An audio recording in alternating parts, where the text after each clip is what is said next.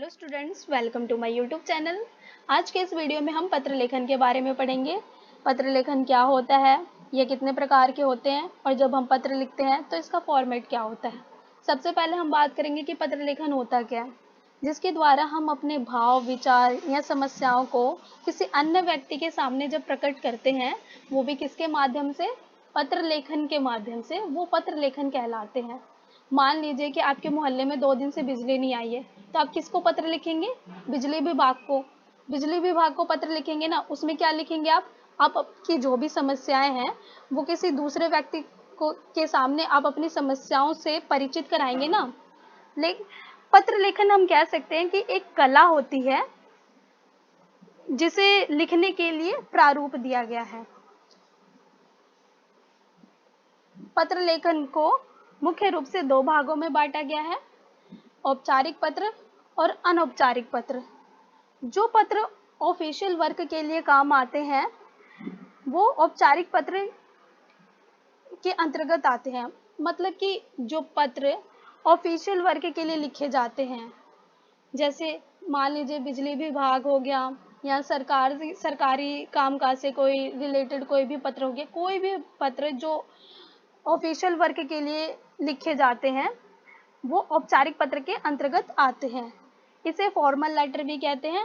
और अनौपचारिक पत्र, अनौपचारिक पत्र मतलब कि जो पत्र अपनी निजी बातचीत के लिए लिखे जाते हैं या प्रेम प्रकट करने के लिए लिखे जाते हैं, ये अनौपचारिक पत्र के अंतर्गत आते हैं, जिसे इनफॉर्मल लेटर भी कहते हैं।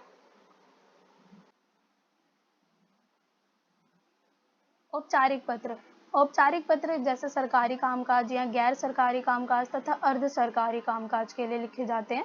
अर्ध सरकारी यानी जिसे सेमी ऑफिशियल लेटर भी कहते हैं। इसमें क्या होता है कि जब भी हमें कोई कार्यवाही शीघ्रता से करवानी हो तो अर्ध सरकारी पत्र भेजे जाते हैं। प्रार्थना पत्र, आवेदन पत्र, आवेदन पत्र जिस पे कोई निवेदन लिखकर सूचित किया गया हो। संपादक का पत्र, जो पत्र मैगजीन या न्यूज़पेपर के संपादक को लिखे जाते हैं। व्यावसायिक पत्र, जो व्यवसाय से रिलेटेड पत्र होते हैं। ये सभी पत्र किसके अंतर्गत आते हैं?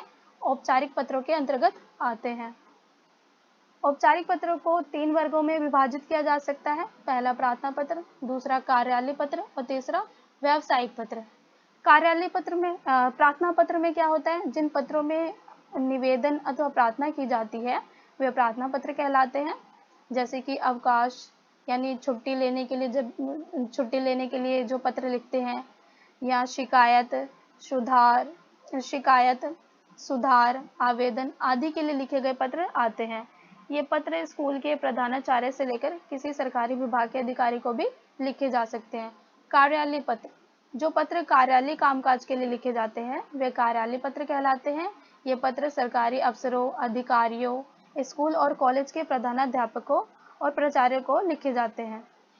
इन पत्रों में डाक अधीक्षक, समाचार पत्र के संपादक, परिवहन विभाग, थाना प्रभारी, स्कूल प्रधानाचार्य आदि को लिखे गए पत्र आते हैं। व्यावसायिक पत्र, व्यावसायिक पत्र जो व्यवसाय से रिलेटेड होता है।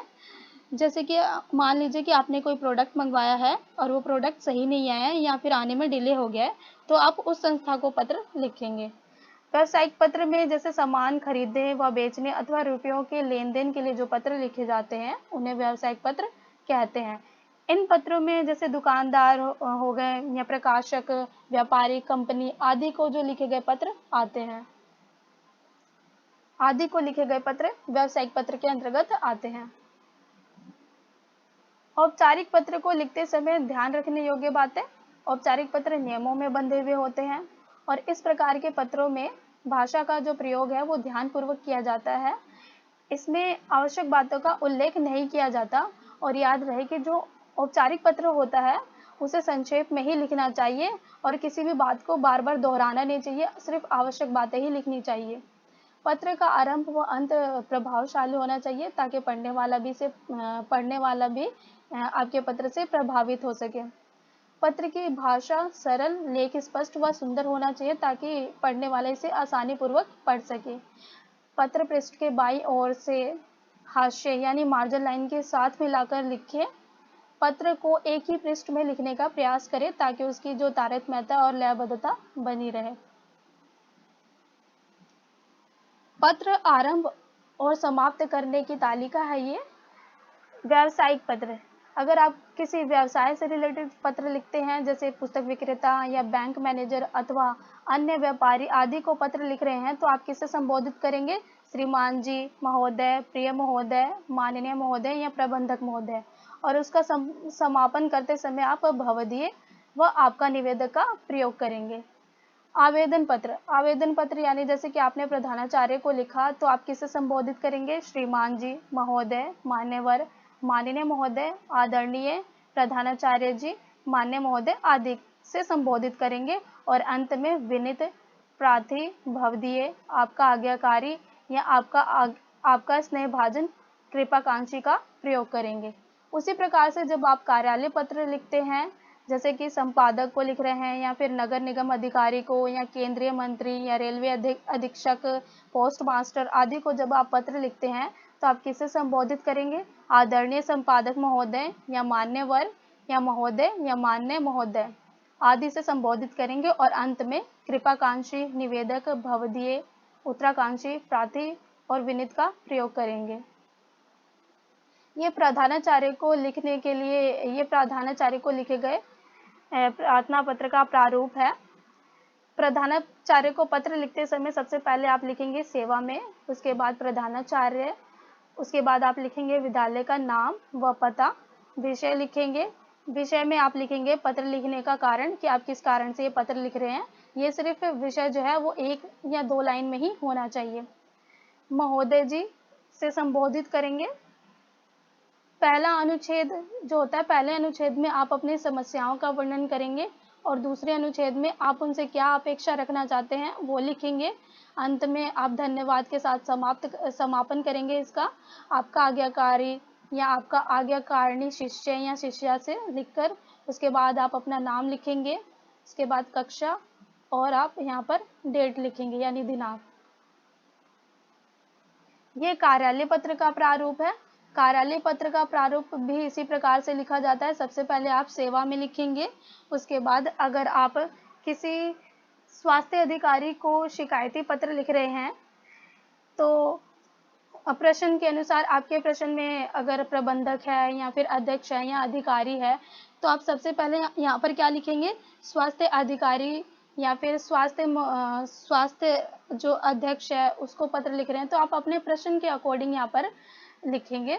उसके बाद जैसे आपने नगर निगम को पत्र लिखा है, तो नगर निगम लिखने के बाद आप उसका एड्रेस लिखेंगे। उसके बाद आप यहाँ पे डेट लिखेंगे, दिनांक लिखेंगे, विषय लिखेंगे, पत्र लिखने का कारण, आप किस कारण से आप स्वास्थ्य अधिकारी को पत्र लिख रहे हैं। मान लीजिए कि आपने सफाई से संबंधित पत्र लिख रहे हैं, तो आप यहाँ पर वो कारण लिखेंगे। उसके बाद महोदय से संबोधित करेंगे। पहले अनुच्छेद में अपनी समस्याओं का वर्णन करेंगे और दूसरे अनुच्छेद में आप उनसे क्या अपेक्षा रखना चाहते हैं वो लिखेंगे। समाप्ति करेंगे धन्यवाद व आभार के साथ। उसके बाद आप भवदीय लिखेंगे और नाम, पता और फ़ोन नंबर लिखेंगे अंत में।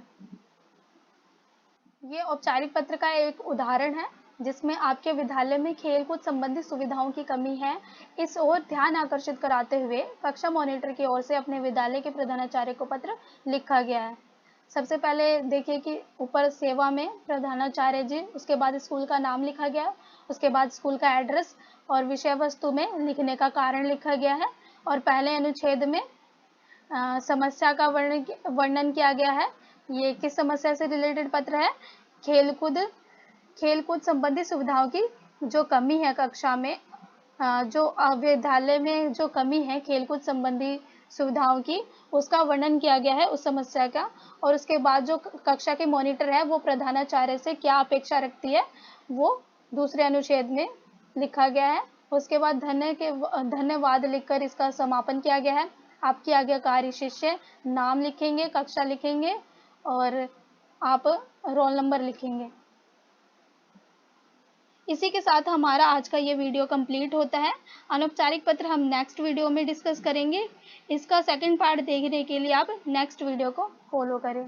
धन्यवाद।